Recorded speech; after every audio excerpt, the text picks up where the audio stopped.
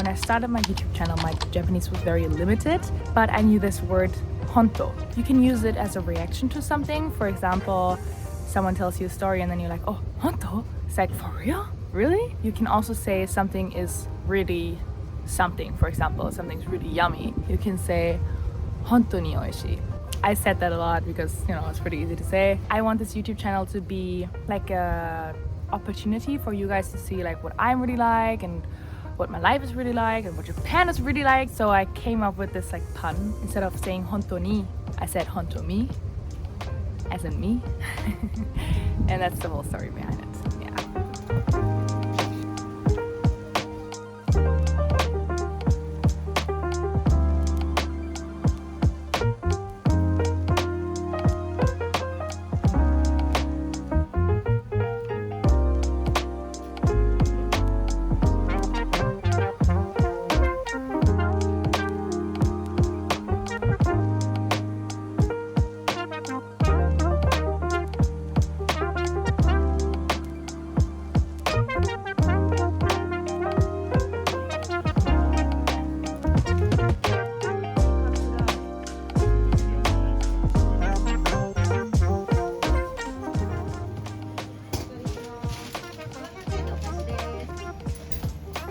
Let's switch.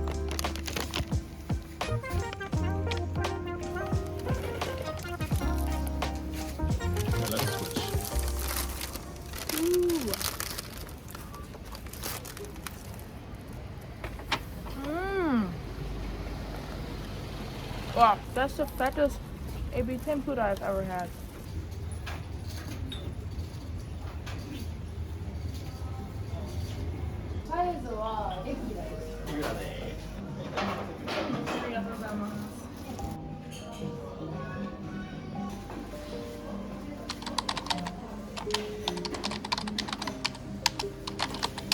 The truth is that in March, I started a full-time job and it got just so overwhelming because there were so many new aspects to my life. You know, moving to a new country, starting to learn a new language, starting a full-time job, which I've never done.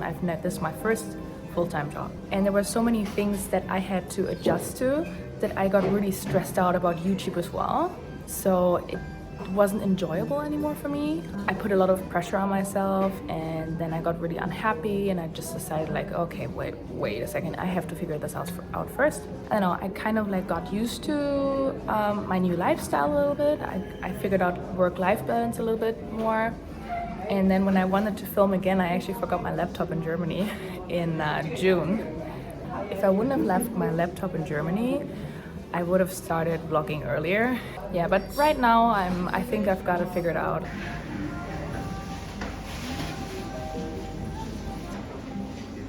Bist du gespannt auf die Leberwurst? Ja, schon ein bisschen.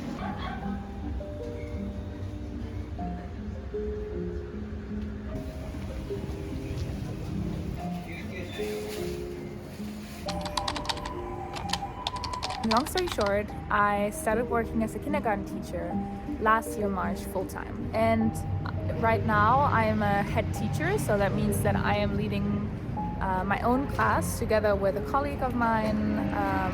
We have a class of a bunch of really silly, really funny, really cute 3-year-olds.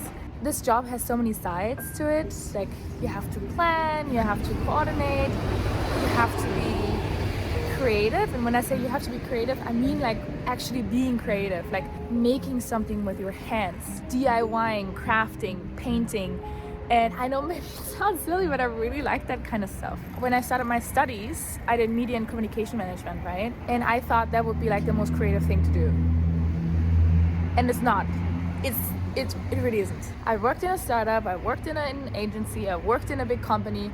It mostly was just sitting at the desk and like opening Excel and PowerPoint. And I'm just so grateful that right now I have a job that is like hands-on, literally. It's with people. Like, all I do all day is spend time with people. Little people, but people. That's really, really fun. It's cool.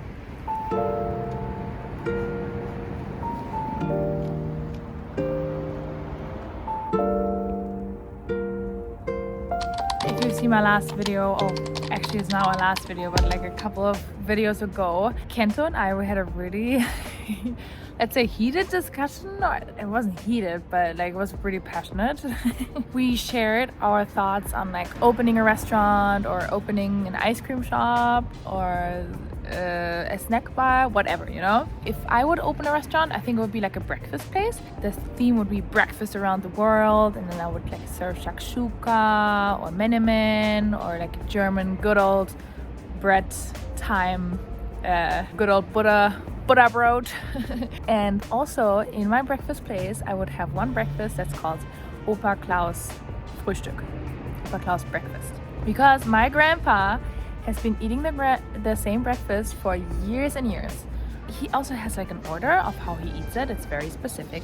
He starts with an orange juice. It has to be this one brand of pulp-free orange juice. Then he starts with, I think, his cereal. He has a gray bread, puts butter on it, puts marmalade on it. It's either like strawberry or bitter orange. He has a really weird taste, honestly. And then he finishes off his breakfast with a soft-boiled egg in this little like egg cup that we have in Germany. The funny thing is when my grandpa finishes that, the dogs know that it's time to go walkie. They hear the egg, ooh, it's almost time to walk.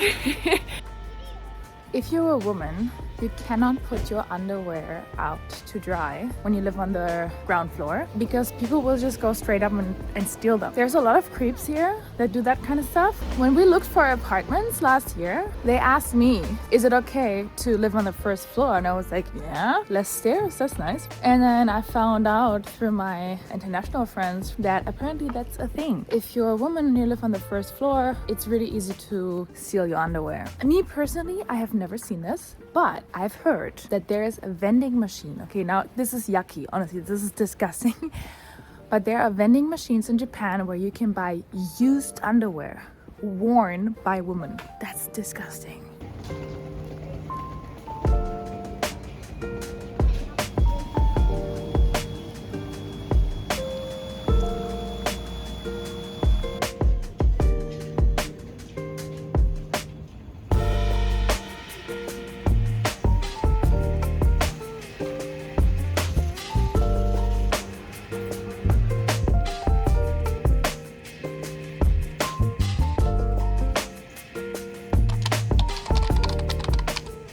Honestly, I show a lot of my hobbies already. It's definitely cooking and also eating. To me, that is a hobby. I like sitting down, trying to figure out what dish to order or what dish to make, and then the act of chewing and tasting it is just, it's really fun to me. So I would consider that a hobby.